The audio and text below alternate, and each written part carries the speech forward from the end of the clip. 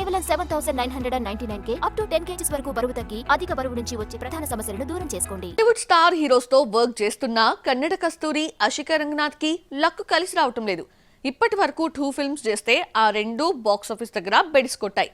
Third film post phone అయింది. ఇక prove చేసుకోవాల్సింది భర్త మహాశైలకు విజ్ఞప్తితోనేనా? రష్మికల టాలీవుడ్ లో సెటిల్ అవుదామని ప్రయత్నిస్తున్న ఆశికా రంగనాథ్ కు చుక్కెదురవుతోంది. స్టార్ హీరోలతో స్టార్ బ్యానర్స్ లో వర్క్ చేసినా హిట్ రావడం లేదు. నందమూరి కళ్యాణ్ రామ్ అమిగోస్తో టీ టౌన్ ఎంట్రీ తీసుకున్న ఆశిక యాక్టింగ్, గ్లామర్ పరంగా స్టన్నింగ్ లుక్స్ తో కట్టిపడేసింది.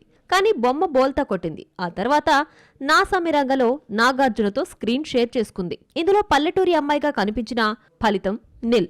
2024 సంక్రాంతికి వచ్చిన ఈ సినిమా డివైడ్ టాక్ తెచ్చుకుంది.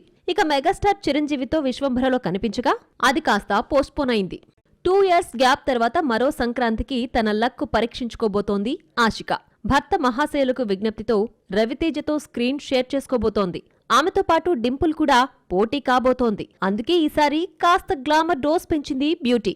అసలే అటు శాండిల్వుడ్ ఇటు కోలీవుడ్ సహా తెలుగులో కూడా 4-5 ఏళ్ల నుంచి హిట్ లేని ఆశికా రంగనాథ్ సక్సెస్ అందుకోవడం చాలా నీడ్. మరి ఈ పొంగల్ కు బాక్సాఫీస్ దగ్గర సాలిడ్ హిట్ అందుకుంటుందా? టాలీవుడ్ లో మరిన్ని ఆఫర్స్ కొల్లగొడుతుందా? Let's see.